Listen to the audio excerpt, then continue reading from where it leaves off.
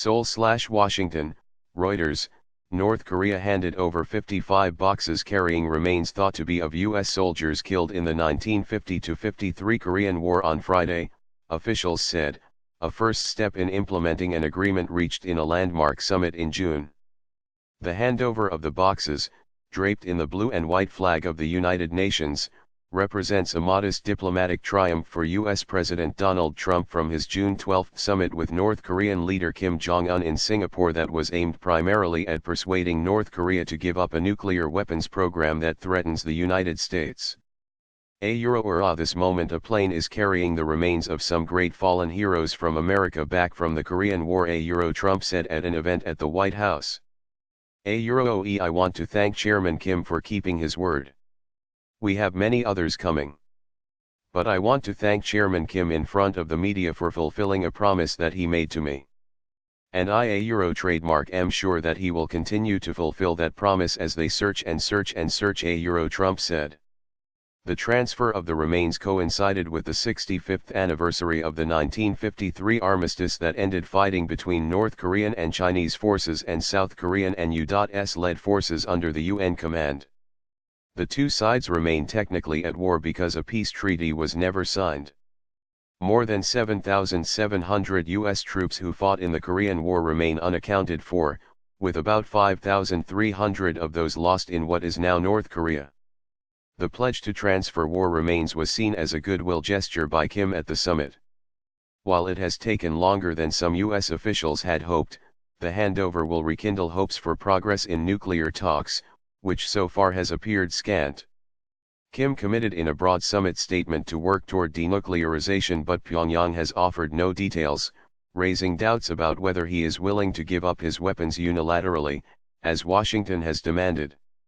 In a statement on the remains handover, the White House said it was encouraged by North Korea trademark's actions and the momentum for positive change while South Korea called it meaningful progress that could contribute to fostering trust between Pyongyang and Washington. A U.S. military transport plane flew to an airfield in North Korea trademark's northeastern city of Wonsan to bring the remains to Osan Air Base in South Korea. At Osan, soldiers in dress uniforms with white gloves slowly carried the 55 cases to vans waiting on the tarmac. The UN command said the remains would be flown to Hawaii for further processing under the U.S. Defense POW/Missing in Action Accounting Agency. U.S. Secretary of State Mike Pompeo said on July 15 that Washington and Pyongyang had agreed to recommence field operations in North Korea to search for the thousands of Americans who never returned home from North Korea. Joint searches. U.S. Defense Secretary Jim Mattis said on Friday the U.S. military was absolutely considering the possibility of sending personnel to North Korea for this purpose. He told reporters Friday trademark's handover set a positive tone for broader diplomatic negotiations. The United States and North Korea conducted such joint searches from 1996 until 2005, when Washington halted the operations, citing concerns about the safety of its personnel as Pyongyang stepped up its nuclear program.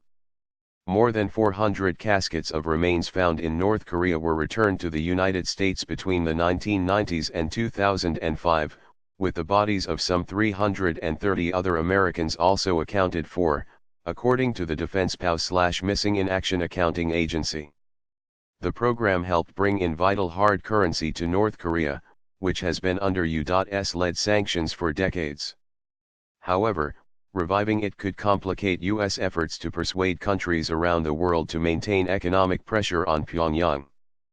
Pyongyang has renewed calls for a declaration of the end of the Korean War, calling it the a first process for peace and an important way Washington can add heft to security guarantees it has pledged in return for North Korea giving up its nuclear weapons.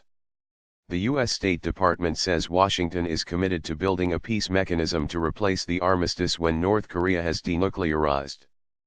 Pompeo told a Senate hearing on Wednesday North Korea was continuing to produce fuel for nuclear bombs despite its pledge to denuclearize, even as he argued that the United States was making progress in talks with Pyongyang. Pompeo said North Korea had begun to dismantle a missile test site, something Kim also promised in Singapore, and called it a good thing, Steps forward a euro. However, he said North Korea needed to follow through on his summit commitments to denuclearize and stressed the need to maintain sanctions until it did so.